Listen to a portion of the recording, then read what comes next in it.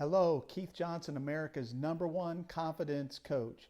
Thank you so much for joining me here today, and also all of those of you who will watch and replay this later on. I so appreciate you connecting with me. I help senior pastors grow their churches spiritually, numerically, and financially. Today I want to talk to you about the biggest mistake pastors make in an effort to grow their churches. But before I do that, I want to talk to you about my book called The LQ Solution: Influence, Impact, and Increase. All of us in our ministries and our churches, we want to have a greater impact. We want to have more influence, and we definitely want to increase in our lives. And this book right here is full of principles of what I learned when I was in a very small community, and yet I grew my church larger than the community in which it dwelt. And if you're a pastor and you want to make a huge difference, you want to get this book. But what I want to do, and for a limited time, I'm giving this book to senior pastors only for free. All you got to do is pay the shipping and handling.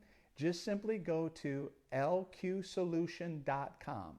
So that's lqsolution.com, and you can pick up this free resource on me because I want to bless your life. So here we are. We're in a crisis. The church today is in a crisis. I believe that healthy things grow. When the church is healthy, it should be growing, moving from one phase of growth to the next phase of growth. But whenever something's plateauing, staying the same, or worse yet, in decline, that's when we got to realize, wow, we've got a crisis going on. And today, we've got a huge crisis. There's 10,000 churches that are closing down in the world every month. And 1,700 pastors are uncalling themselves from the call of God on their life. That means they're quitting. They're giving up. They're going back and trying to sell cars or insurance or join some kind of MLM to make money. And this is a huge problem. And we've got to solve it. And I believe that there is a solution. I talk a lot about it in my LQ book here. And so in my life, I coach leaders. I coach pastors. I've spent the last 15 years doing it. And as I travel from church to church to church, I always end up having a discussion. After I minister on a Sunday morning, I take time to talk with the senior pastor. And the conversation usually always goes the same way. Hey, Dr. Keith, what do I need to do to grow my church? And they're waiting and anticipating my feedback. And I tell them all the great things that they're doing right, because I believe that we should always focus on the positives and grow from there. However, I have to tell them the hardcore truth. Do you, as a leader, have somebody in your life who will really look at you and tell you the hardcore truth? So many leaders I run into, they surround themselves with a bunch of cheerleaders who just cheerlead them on and say, hey, great job, keep going. Well, if you're heading down the wrong path, you don't need a cheerleader to keep telling you you're doing a great job. You need a coach. You need a coach. You need a consultant to tell you, hey, you're on the wrong path. You need to go a new direction. Well, when I looked at the scriptures, I find an interesting scenario that I find a lot of pastors in today. Do you remember the story of Moses and Jethro? Moses was working in Exodus chapter 18. The Bible says he was working from morning till night. Now he's leading millions of people, and he's working his tail off. He's working really hard. And we see the story that Jethro's wife, or Moses' wife, goes back home, and whatever she said caused Jethro to say, hey, I'm going to go see my son in grace, and I'm going to go talk to my son. And he gets there, and Moses starts showing him all the wonderful things that he achieved. And Moses just kindly says, okay. It's kind of like me as a consultant. Pastors will show me their buildings. They'll show me all this nice stuff they got going on. And I'm like, okay. And then Jethro drops the bomb. And he looks at Moses and he says this, Moses, you are doing too much. Yeah. What's the biggest mistakes pastors are making today that's actually stopping their church from growing? They're doing too much. And if you're a pastor, you are doing too much. And it's true for pastors, and it's even true for business leaders. Many times I run into business leaders who are doing way too much. But in this scenario, we find that Jethro gives Moses the key to growth. Moses, instead of creating another to-do list, isn't that true? Whenever you go to all these leadership conferences, you get all these pastors that pastor bigger churches, and they give you this big long laundry list. You need to do this, you need to do this, you need to do this. Well, in my book called The LQ Solution, and by the way, again, if you're a senior pastor, you can pick this up on me, okay? If you just go to lqsolution.com, you can pick that up for free. You just pay the shipping and handling, okay? But I talk about this in depth in this book. But here's what happens. Jethro tells him, hey, you're doing too much. You got to create a stop doing list. Now, here's what happens many times, because I know I pastored a very small church in my early 20s out in the middle of the sticks, man. I was way out in the middle of no man's land. And I got caught up in doing too much. I went and pastored these 20 little old ladies. I mean, their favorite song was The Ancient of Days because they were ancient, man. But I found myself when I first went to that church, and this is what we all do, right? When we first begin in ministry, it's both natural and necessary, okay?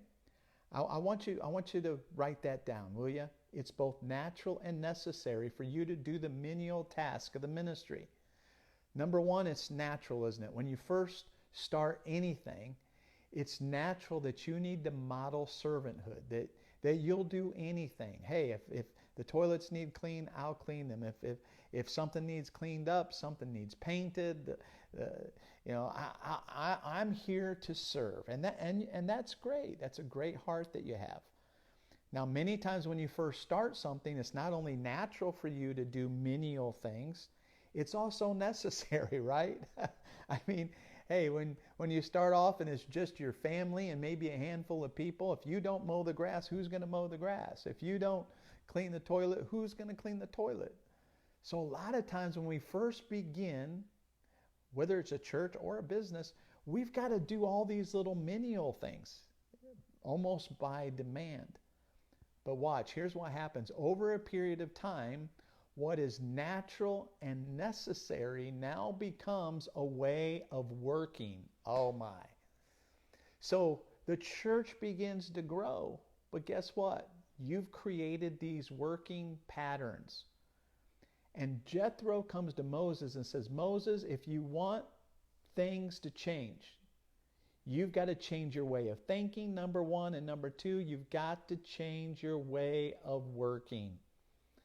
And that's my job as a coach and a consultant, is to help change that way of thinking and break you out of the habit of doing wrong things and instilling some new habits of doing and focusing on the right things that will create growth instead of stagnation and even just mediocrity and plateauing.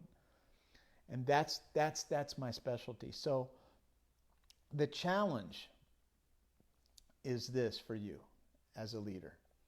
See, you've been doing almost everything, and now you've created a culture.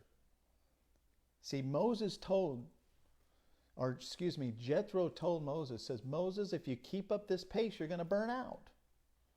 That's why we got so many people quitting the ministry. That's why we got 87% of pastors wanting to quit every single Sunday. They're burned out. And you'll never be able to create the momentum, to have the energy that's necessary to go to the next level as long as you're traveling on empty. You're traveling on empty and you don't have momentum. That's why. And it's because you're getting involved in wrong things. And the other thing is, you see, you need help because you've created a wrong culture in your church.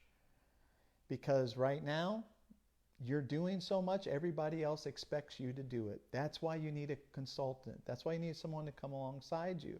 I remember one pastor I was working with, he was stuck at, like 400 people. He had a huge sanctuary, a huge potential where he was at. But he was pastoring and struggling.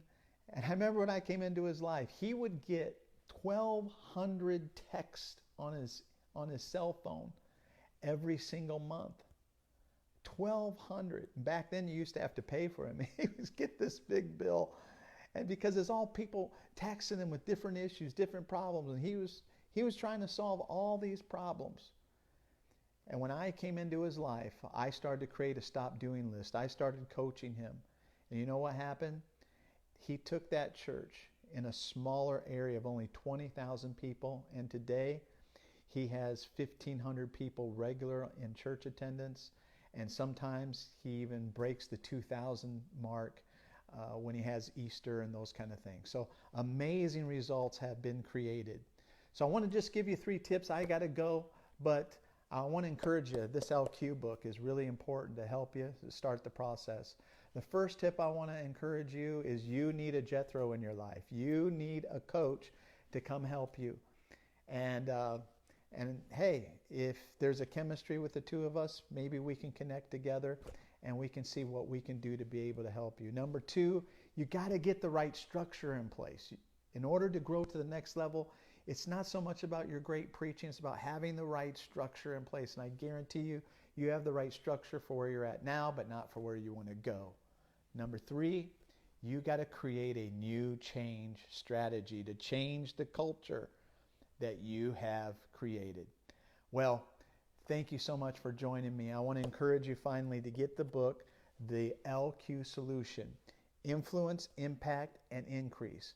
This book will help you with the strategies that I used, the things that I went through, the mistakes that I had to go through in order to grow my church bigger than the community in which it dwelt. Thank you so much for joining me.